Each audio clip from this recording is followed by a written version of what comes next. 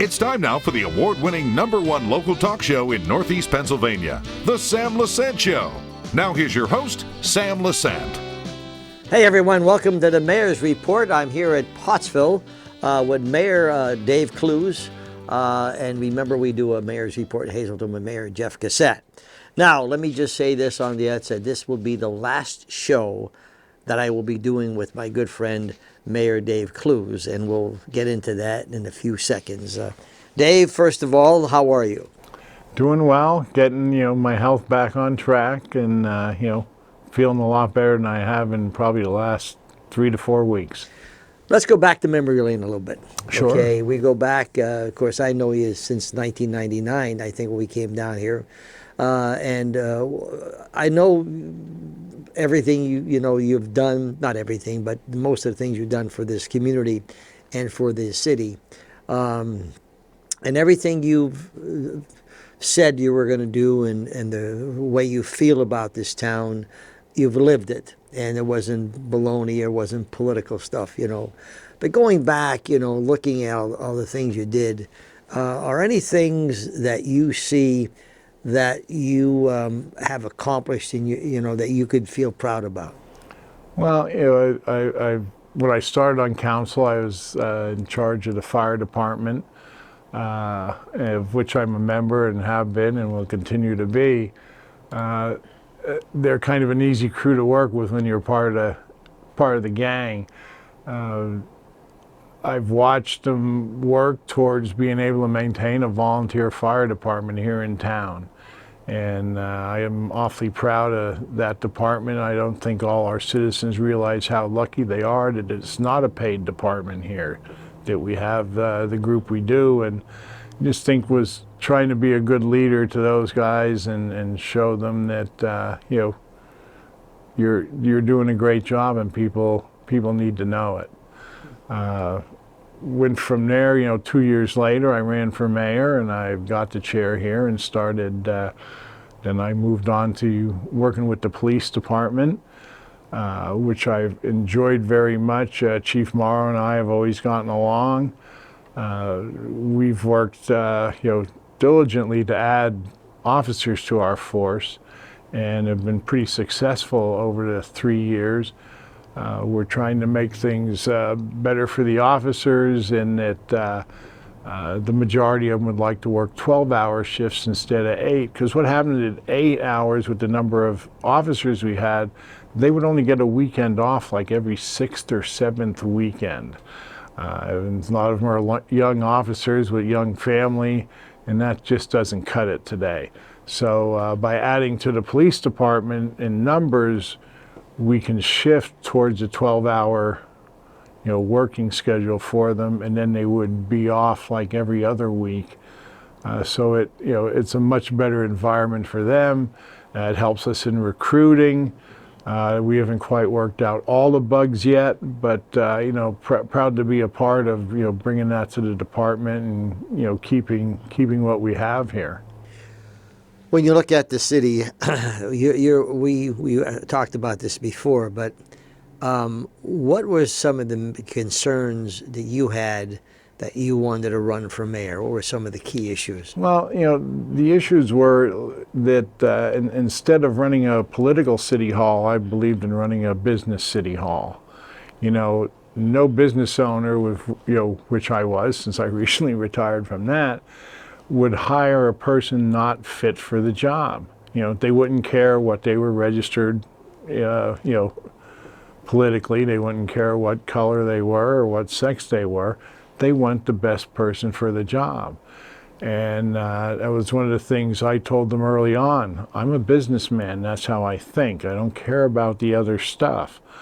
I instilled in them that, everybody coming through the front door is a customer. They're not all complaining citizens. And even if they are, if you treat them like a customer, like you would like to be treated as a customer, it'll make your job much easier. And and I think I brought a spirit into City Hall of let's get our jobs done, let's have a good time and some laughs and grins, and let's have pride at the end of the day in what we all did.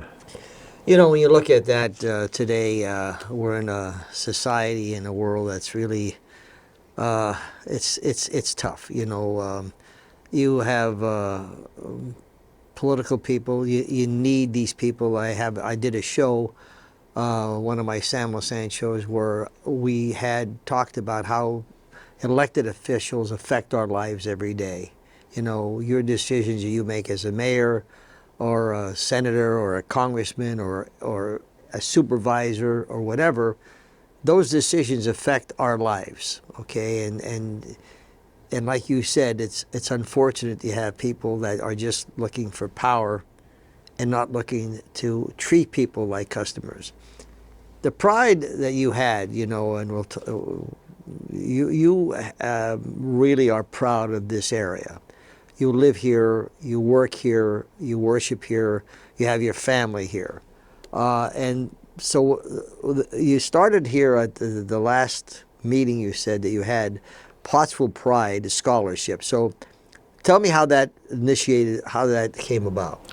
Well, when I first became mayor, I handed out to every employee in the city a shirt that said Pottsville, it's about pride. And I wanted, you know, people in the building to be proud of what they were doing and the work they were accomplishing. I wanted our citizens to have a little bit of pride in their town. I talked about neighborhoods, going back to the days when, you know, we lived in neighborhoods, and, you know, if somebody started mowing their grass, it dominoed up and down the block because everybody wanted their house to look good. They wanted to be part of the neighborhood. And that kind of pride, you know, is good for a town. It's good for the community. It's good for the people that grow up here, and I think it's the thing that makes them want to come back home after they've, you know, gone off to school or whatever. And that's what I wanted to institute. That let's have a little pride in our town again. I mean, you know, is everything perfect? No. But, you know, when I've talked to people who've moved here from other bigger towns, and they talk about, you know, how wonderful it is, and, you know, the things they can do here that, you know, just aren't available in like bigger cities, the safety that we have, you know, those are the type of things that, you know, I'm proud to hear. I think too many people are looking for, you know, something to complain about sometimes, and, you know, and a lot of legitimate complaints. I mean, you know, but it's having that pride and everybody working together, and you know, just understanding that, you know, small town USA is a great place to raise a family. So this Pottsville Pride Scholarship, how did that come about? Yeah, you know, from the Pottsville Pride thing, and you know, thanks to the city administration here, and they know how I feel about town. They thought a great way to honor me was to start the Pottsville Pride Scholarship, which every year a graduate of one of the two Pottsville schools, Nativity or Pottsville High School, will receive some money from that scholarship fund to, you know, further their education. So I'm also reaching out and saying, hey, you know, contact the city administrator here if you'd like to donate to it and increase the bankroll so we can keep it going. It was also their excuse to keep me coming back to City Hall, so every year that I would be the one, you know, involved in selecting or presenting the scholarship. So. Yeah. Did you come up with any qualifications of how we're still working on that. We want to, you know, we don't want it to be too stringent. Yeah. We want it to, you know, like I said, we graduating and going on to trade or college is where, you know, where we'll focus, and you know, we'll get some more guidelines as we go. Yeah. Looking at the city, and this is your last show, your farewell show. I'm certainly going to miss you. It was nice meeting Mark Atkinson, the new mayor, sitting in. And yes, my friends, we will continue with the mayor's report starting in January. This will be the last one for this year. But what, you know, being the mayor, and if you had to speak in front of, young people, college graduates, or college or high school, what political lesson would you tell them about politics? Because what they see today are, the politicians who are not good politicians, the liars, the cheats, the deceivers, and they get turned off to politics. Because we've always said good politicians make good government, and you need good government. What would you tell them? Well, the division we're watching happen now during this election season is I would be telling the younger generation that that's not how this is supposed to work. We have Republicans, we have Democrats, and we have conservative and a little more liberal. There's a happy medium in there, and that when that is working, and I managed to work with an all-Democratic city council, being the only Republican, that it can work. You have to understand the dynamics of it.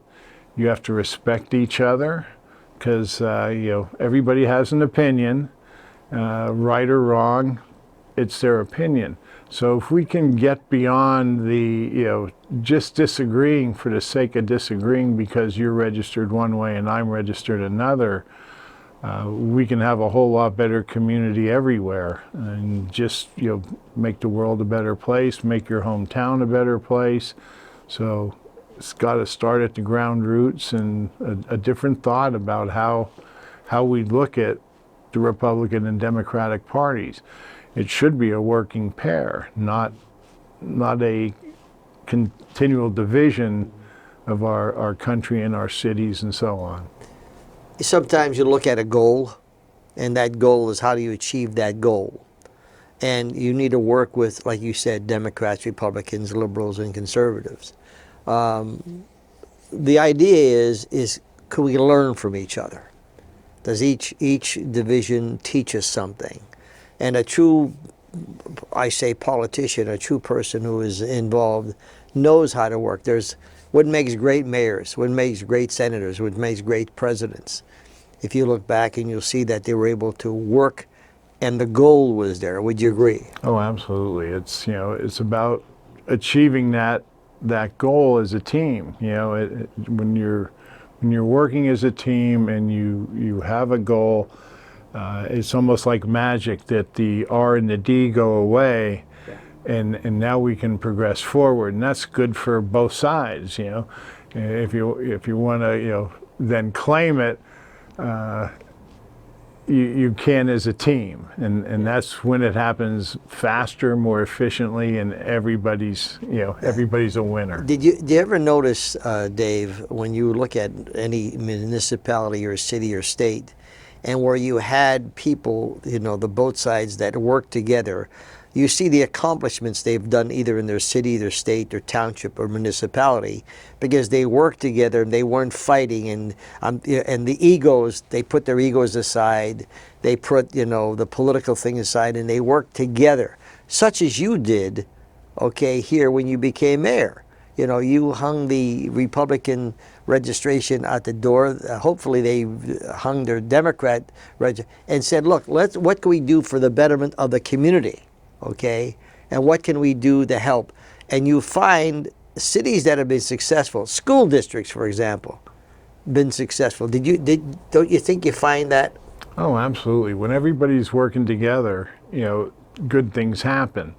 That's why we have work sessions before our council meetings to bring those points together, to work as a team.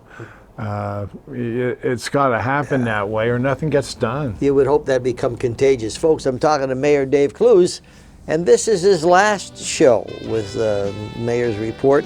I'm saddened to say that, but however, we're going to get back and find out why he decided to retire, why he decided to do what he's doing. We'll be back right after this.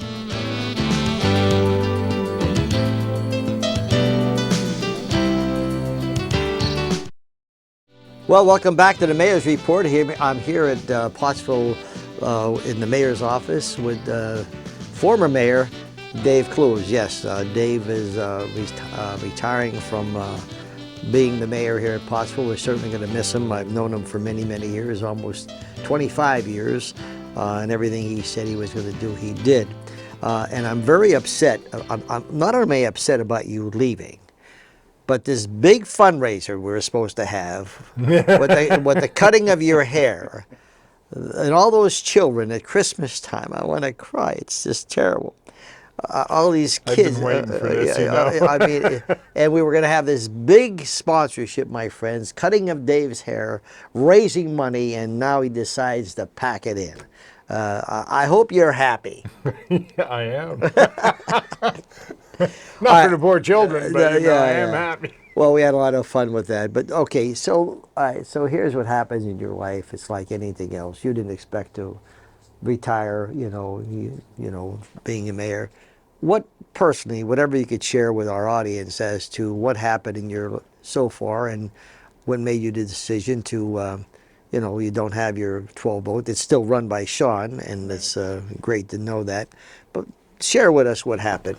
Well, what it is, I kind of have a cardiac history. I had open heart surgery 8 years ago. And through a series of different life changes and so on, got to a point where I also had a pacemaker put in, and still some issues, but we're taking care of those things. I suddenly realized that I've got 8 grandchildren. I got 5 right here in town and 3 that are not that far away, and they're pretty important to me. And I also knew that I couldn't punch a time clock as mayor. At 5 o'clock, I wasn't done being mayor. I would go home and I'd be thinking about situations that we were dealing with, and how could I come up with an outside the box solution? How would my fellow council people, work with it? And it was just a little too much. So I decided that, to take some of that stress away was to step down as mayor. And, I said it several times now that, loved being called mayor, but I love being called Pappy even more. Yeah. So those were the things that, made me kind of look and say, you know what, it's just time. I did 24 years as 12-volt Dave. I had planned on retiring at the end of the year, kind of expedited that, and realized that as much as I love sitting behind the mayor's desk and doing all the things I've tried to do and, keep the spirit in Pottsville alive and positive, that it just wasn't good for me health-wise. So to enjoy the other title more, I've retired from both. Have no immediate plans to do anything but enjoy some time. I hope to later in the spring, I want to do a car guy thing and travel Route 66 and by myself, get in and go and say when I'm back, I'm back. But just trying to take care of myself and be here longer. How are you health-wise now, Dave? I'm doing pretty well. They made some adjustments to my pacemaker, and we have some longer-term plans. I've started to watch what I eat more. I mean, I sometimes call my girlfriend Kelly up and say, hey, guess what? Today I bought unsalted butter and long rice instead of white rice. And she goes, you bought what? So I've become a lot more aware of what I was doing for years, and trying to take care of it all. Will you be active at all in any respect as far as within the community? Yeah. I'm sure on some level I will. I have, again, no immediate plans. If it would be anything in the future, it'd probably be some kind of music thing, and of course the Pottsville Pride Scholarship. But nothing beyond that. the Lions Club is after me to come back and join and get involved, and I'm, Well, that'd be a good thing. I mean, it's camaraderie and seeing and people. it's not a regular thing, and it's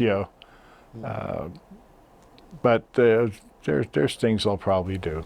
Being so active, okay, people say to me the same thing is, what will you do, okay, being so active as a mayor and in your business and the people and et cetera, and all of a sudden that stops, okay, could you handle it?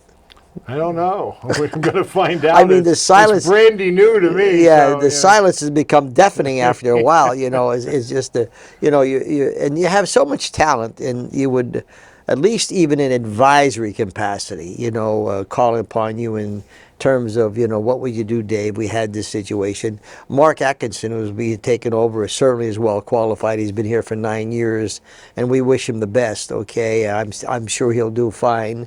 But it's like. You're there, everybody knows who you are, and it's